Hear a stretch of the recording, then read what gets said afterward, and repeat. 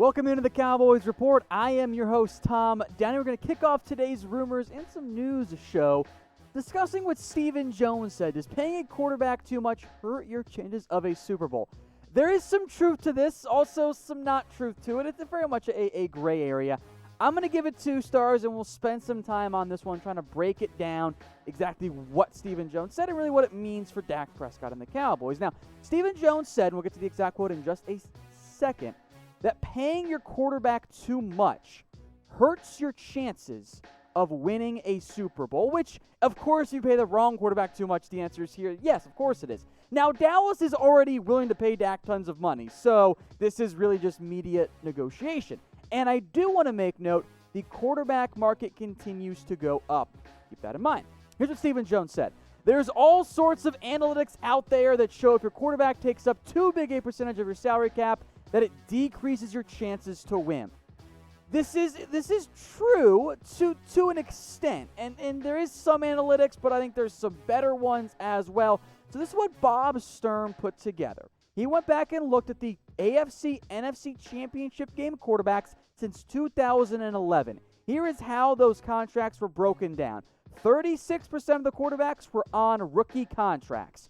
17% were cheaper veterans who weren't on their first deal, but they were not a top 10 highest paid quarterback. 16% of those quarterbacks was Tom Brady by himself, which is just crazy to think about. 31% of them were a top 10 highest paid quarterback. So what's the main takeaway there? First off, rookie contract is the easiest path to make it to the Super Bowl. That's not saying it's the guaranteed way. Clearly, there's more than one way to build a roster, build a team. But ideally, rookie quarterback would be nice. Tom Brady, if you have him, you're feeling pretty good about your chances. Cheaper vets, only 17%. But 31% of them were top 10 quarterbacks. Now, maybe you've seen the Steve Young took up 13%. No one's gone higher than that, which is kind of true. That uses not average annual value, which is what Sturm used. I think makes more sense because that just balances it out, makes it even, and doesn't get into some weird contract, quirks that you can do. So if you use the average annual value versus what the player makes per year versus what the cap is that year, here were some of those notable cap hits. 13.5% for Eli Manning and 15% for Tom Brady. Jimmy Garoppolo last year was almost at 15%. Of course, Bob rounded those numbers, so I did the same thing here. Aaron Rodgers made about 19% back in 2014.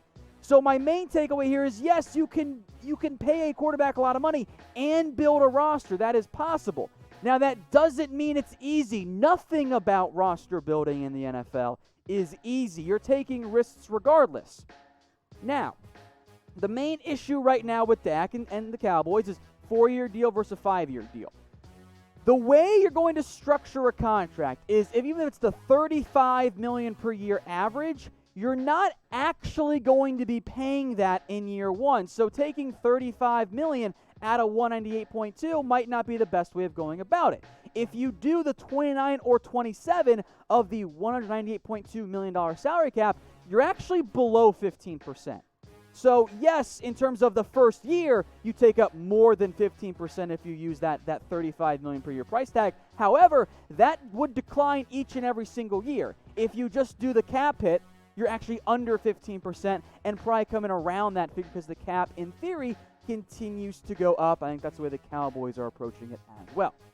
So yes, there is some truth, and I understand many of you are a little bit nervous about paying a quarterback that much money. Frankly, that's correct. I would maybe have some doubts if you weren't a little bit nervous. Even though I think it's the right move for the Cowboys. My mindset is, yes, there is risk involved, but there is less risk than the other alternatives. I don't see great plans out there for the Cowboys with the way the roster is currently built to just plug in anybody at quarterback. That's how you end up being the Bears or the Jaguars. You're not drafted high enough. My mindset is this. First question you must ask yourself, can you win a Super Bowl with Dak Prescott? If the answer is yes, then you pay him.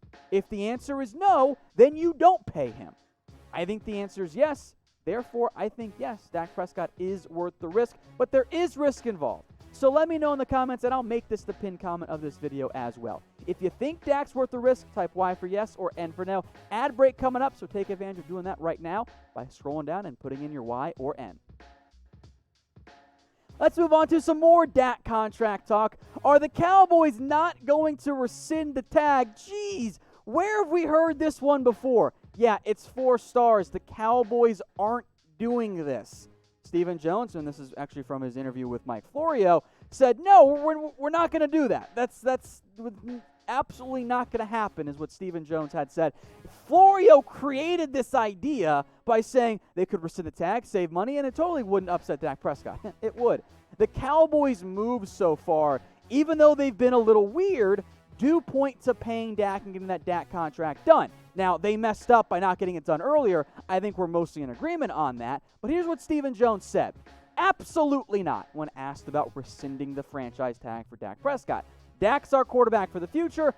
Obviously, this hasn't been the easiest thing, but Dak's going to be our quarterback this year. He's our quarterback for the future. We think the world of him. Just an upstanding young man, and we would never rescind the tag. Pretty clear what the Cowboys' plan is, right? They're not going to do it. As I mentioned before, it was a very dumb idea out of Mike Florio. So with that in mind, let's give Florio some L's. Type L in the chat for me so Florio can take that L on his stupid idea of rescinding the tag for Dak Prescott, which just didn't make any sense for the Dallas Cowboys. Now, while you guys are down there typing in your L's, can you also let me know if you are new or old to the channel? We've had like 6,500 something new subscribers in the past month. Thank you guys all so much. You are awesome. So whether you're new or old, let me know so I can try and respond to everyone. And thank you all for subscribing to the Cowboys Report. Oh, we're back again. Earl Thomas and the Cowboys. No. Stop it. Give up the dream, guys. It ain't happening. Now, I got DMs about this. I saw articles about it from Fans Cited in particular. To recap, if you missed it in one of the weirdest stories I think you'll see, Earl Thomas didn't tell the Ravens about his, I'll just call it, incident with his wife that also involved his brother and some females involved as well. It's gross, it's messy. We're just not going to get into it. The Ravens reportedly looked into voiding the guarantees of Earl Thomas's contract. Now, they're not going to be able to do that, so they're not going to cut him because the contract is not cuttable.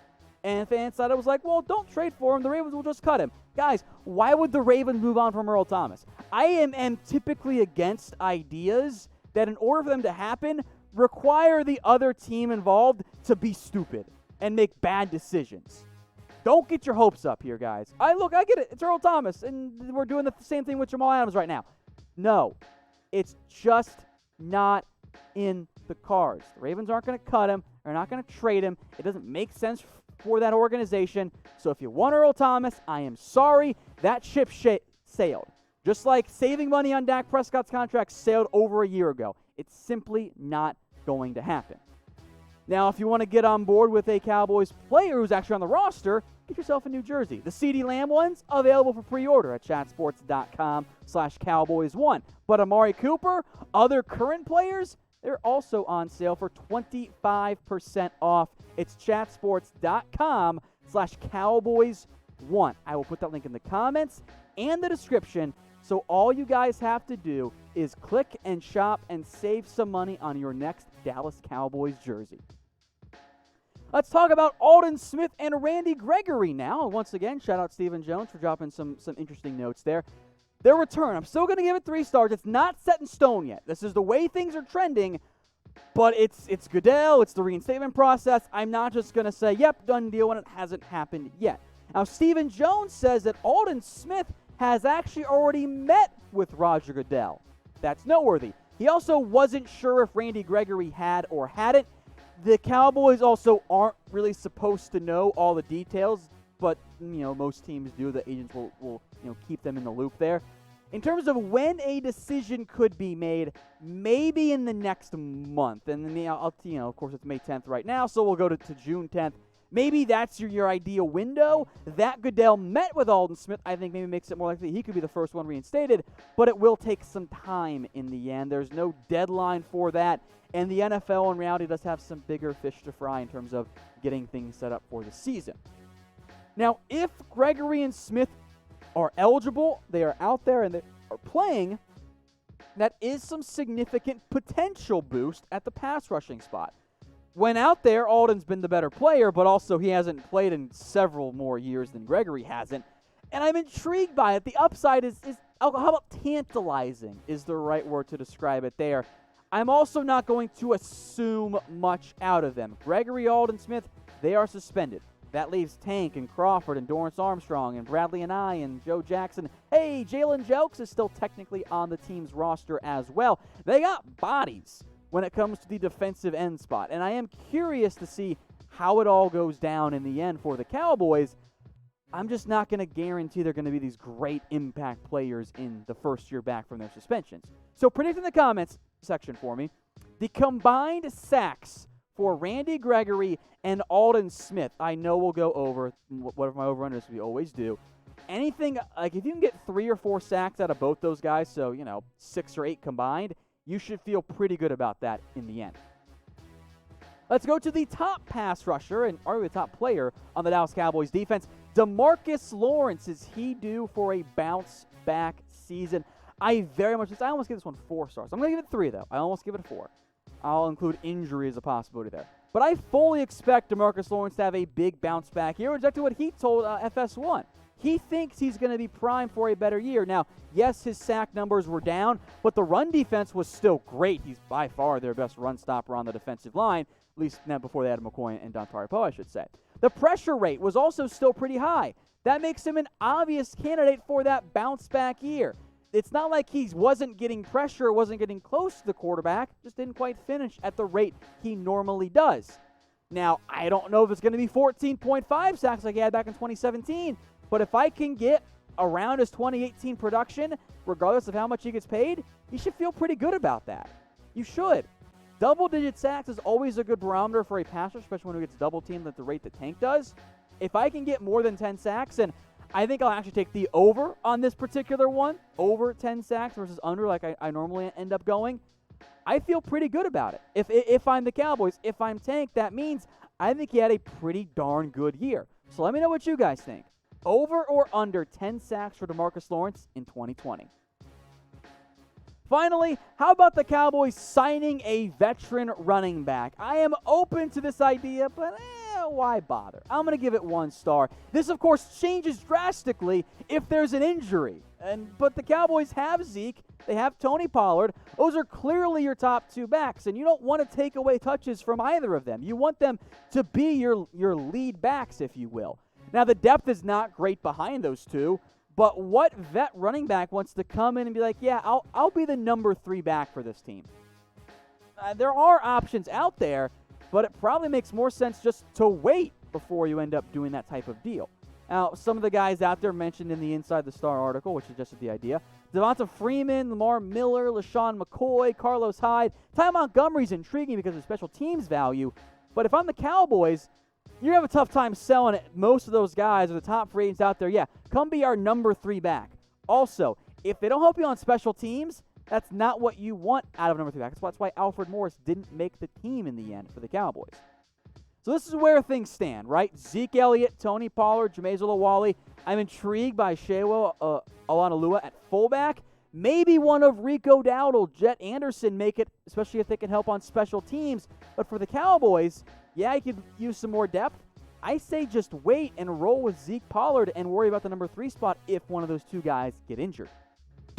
Hey Cowboys fans, thanks for watching the Cowboys Report. If you haven't already, click right here to subscribe to our channel for all the best Cowboys coverage on the internet. That's news, rumors, highlights, mailbags, film studies, and a whole lot more. And I'm making your lives a little bit easier as well with the next Cowboys Report video right here.